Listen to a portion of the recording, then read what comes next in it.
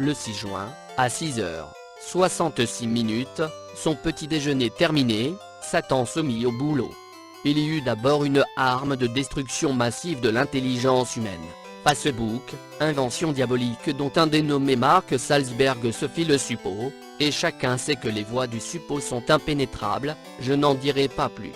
Facebook se répandit sur Terre comme une traînée de poudre, infiniment plus addictif que la cocaïne.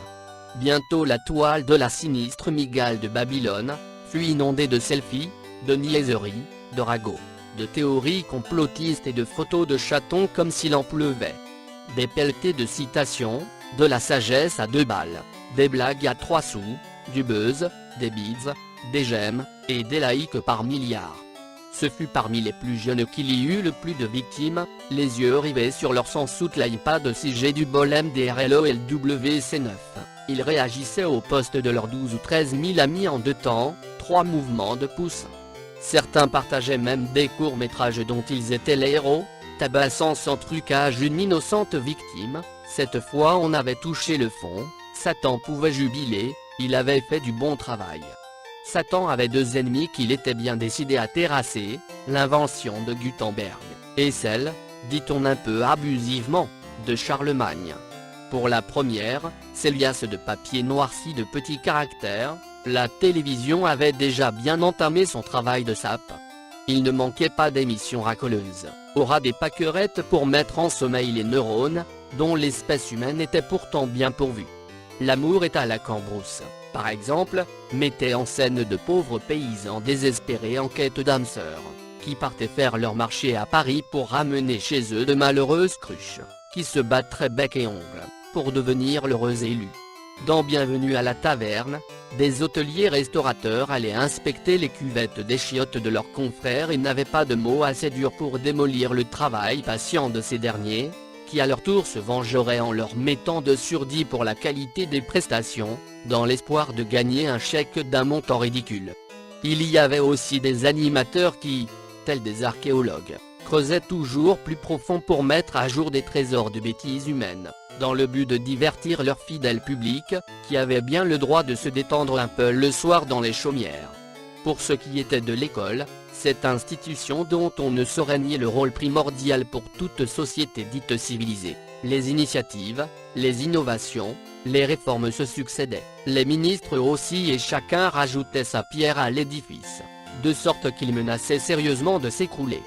Des savants, très influents au ministère de l'Éducation, affirmaient sans rire que l'élève, au centre du système, construisait lui-même ses savoirs, que les connaissances étaient bien moins importantes que les compétences, qu'il valait mieux réformer l'orthographe que l'enseigner, que la grammaire était un fardeau inutile.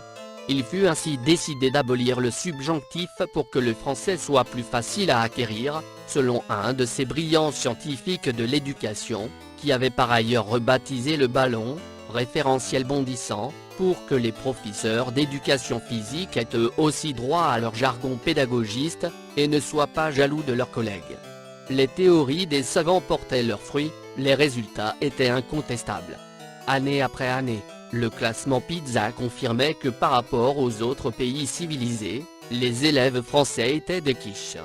Il était flagrant, de surcroît, que l'école ne remettait pas en cause la sélection naturelle, car pour les enfants des classes les moins favorisées, il n'y avait pas à craindre qu'ils fussent dépaysés, plus tard en accédant à une catégorie socio-professionnelle, qui n'était pas la leur. Afin de graver cette loi dans le marbre, on fit d'ailleurs inscrire au fronton des écoles de la République, l'ascenseur social est en panne, prenez l'escalier de service. Qu'est-ce que je pourrais bien encore leur faire comme crasse ? Satan se grattait le bouc, à la recherche d'une autre idée. Bon sang, mais c'est bien sûr. S'il y avait quelque chose qui pouvait encore gâcher les 5 dernières minutes de l'histoire des hommes sur la Terre, c'était bien s'attaquer à leur ultime réconfort, leur péché mignon, leur fierté même, pour ceux qui, comme les Français, s'enorgueillissaient de leur excellence dans ce domaine, la bouffe. Satan allait faire preuve d'une imagination débordante. Pesticides, herbicides, organismes génétiquement modifiés, volailles aviairement grippées, fast-food, viennoiseries industrielles. L'homme découvrit qu'il y avait du poison dans ses assiettes, de quoi achever de le déprimer. Satan se réjouissait, il allait lui faire passer le goût du pain. Tout s'organisa à l'échelle mondiale pour qu'il fût produit largement de quoi nourrir l'humanité entière, mais qu'un bon quart fut jeté aux ordures, qu'une minorité se trimballa avec une surcharge pondérale, pendant que le plus possible du reste des terriens souffrit de malnutrition. Diable, tout allait donc pour le pire dans le pire des mondes possibles, Satan avait fait carton plein. Il avait bien mérité de se reposer un peu. Il suffirait d'attendre que les choses suivissent leur cours.